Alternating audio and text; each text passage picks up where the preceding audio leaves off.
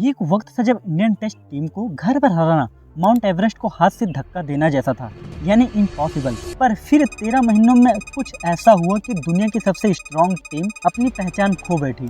जो test team कभी number 1 पर हुआ करती थी, आज वो पॉइंट्स टेबल में पाकिस्तान से नीचे हो गई है। आखिर ऐसा क्या हुआ जिससे इंडियन टेस्ट टीम की इतनी बुरी हालत हो गई है? किसकी वजह क्या है, चलिए जानते हैं। तो इस डाउनफॉल की शुरुआत होती है जब 2024 नवंबर में न्यूजीलैंड इंडिया टूर पे आती है। किसी ने सोचा नहीं कि हम घर पर व्हाइट वॉश होंगे। पहला शौक सबको तब लगा जब हम फर्स्ट मैच 8 विकेट से हार गए, लेकिन सबको लगा ये नॉर्मल है। बट अगला मैच भी इंडिया हार जाती है 113 रन से। थर्ड टेस्ट के सेकंड इनिंग में इंडिया को 147 रन का टारगेट मिला। सबको लगा कि इंडिया मैच वन साइडेड जीत जाएगी और हम व्हाइट वॉश होने से बच जाएंगी, लेकिन इंडियन टीम सिर्फ 121 रन पर ऑल आउट हो जाती है और लास्ट मैच भी 25 रन से हार जाती है, यानी सीरीज व्हाइट वॉश हो जाती है 3-0 से। आजाद पटेल एंड मैट हेनरी ने इंडियन बैटिंग ऑर्डर को एक्सपोज कर दिया। ये मोमेंट हमारी घर की ताकत को हिलाने वाला था और 10 साल बाद हम ऑस्ट्रेलिया जाकर बीजेटी सीरीज 3-1 से हारकर WTC फाइनल से पहली बार बाहर हो जाते हैं। इन दो बड़े डिफीट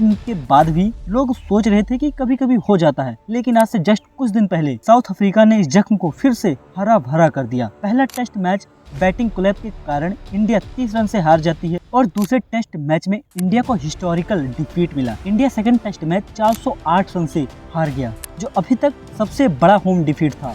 यानी हम लास्ट 13 मंथ में 7 होम टेस्ट मैच में से 5 हार चुके हैं। ये नंबर सिर्फ स्टैटिक नहीं है, ये एक अलार्म बेल है। तो अब सवाल आता है कि टीम गिर क्यों रही है एंड क्या चल रहा है इंडियन टेस्ट टीम में। जब हमने इस टॉपिक पर डिटेल्ड रिसर्च किया तो हमें ये 5 मेन रीजन मिले। Third and fifth biggest reason है, तो इसको मिस मत करना। सबसे पहला रीजन है सिलेक्शन, साइकोलॉजी और स्पेशलिस्ट का रिमूवल। पुजारा, रहाणे, साहा, उमेश जैसे प्लेयर्स रेड बॉल के पिलर्स। इन पिलर्स को ग्रेजुअली सिस्टम से हटा दिया गया। उनकी जगह आए multi format flashy limited overs type players. पर 5 डे टेस्ट क्रिकेट में पेशेंस और ग्रिड चाहिए होती है और ये टेम्परामेंट न्यू प्लेयर्स में अभी डेवलप नहीं हुआ है। दूसरा reason white ball obsession and scheduling choices. Board और टीम का फोकस इस बीच शॉर्ट फॉर्मेट पर ज्यादा रहा। व्हाइट बॉल टूर्नामेंट की तैयारियों ने टेस्ट का रिदम तोड़ दिया। कई जगह टेस्ट से पहले व्हाइट बॉल सीरीज चल रही थी, जिसके कारण रेड बॉल प्रैक्टिस प्रॉपर नहीं कर पाए players. Domestic spin friendly pitches को भी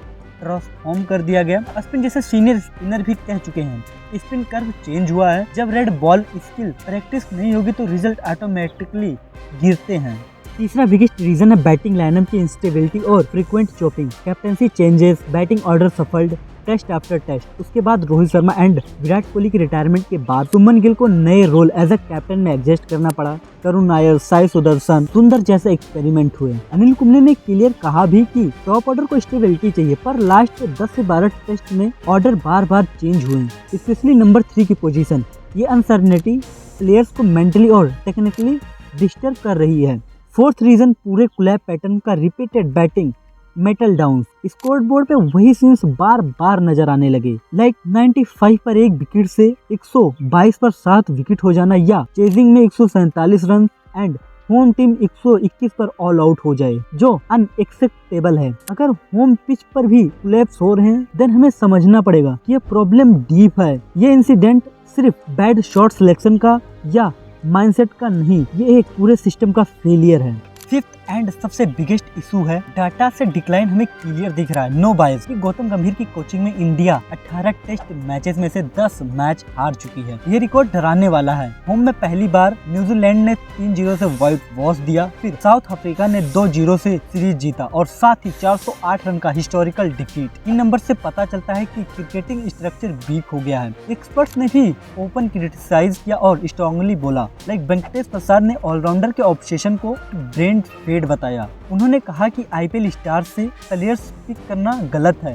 रॉबिन उथप्पा ने कहा स्टेडी बैटिंग ऑर्डर कम और चेंजेस ज्यादा। अनिल कुंबले ने रिकमेंड किया कि प्लेयर्स को एटलीस्ट 6 मैचों तक सपोर्ट करो। संदीप पटेल ने सिलेक्टर्स और कोचेस दोनों को अकाउंटेबल माना। ये एक्सपर्ट वॉइसेस सिर्फ ओपिनियंस नहीं है, उनके पीछे एक्सपीरियंस है। गौतम गंभीर ने खुद भी कुछ पॉइंट एक्सेप्ट किए ऑनेस्टली। उन्होंने कहा प्लेयर्स इनएक्सपीरियंस्ड है और मिस्टेक टीम की भी है। गौतम ने कुछ सक्सेस को भी हाईलाइट किया पर रिजल्ट अलार्मिंग है। न्यू इंडियन एक्सप्रेस नोट करता है गौतम गंभीर की कोचिंग में हैवी लॉसेज आए। प्रेस कॉन्फ्रेंस में गौतम गंभीर ओपनली बोले फ्रॉम 95 टू 122 पर 7 अनएक्सपेक्टेबल है। इस एडमिशन से समझ आता है कि इशू मैच टू मैच से ज्यादा स्ट्रक्चर है। इन सब के बावजूद बस मन में यही क्वेश्चन आता है, क्या इस डाउनफॉल का सॉल्यूशन पॉसिबल है? क्या इंडियन टेस्ट टीम फिर से 2014 से 2019 विराट वाले गोल्डन एरा को रिपीट कर सकती है? तो इसका आंसर है यस, कर सकती है, बट कुछ कंडीशन है। चलिए साथ में जानते हैं उसे। एक्सपर्ट्स की माने तो सॉल्यूशन ये है कि इंडियन मैनेजमेंट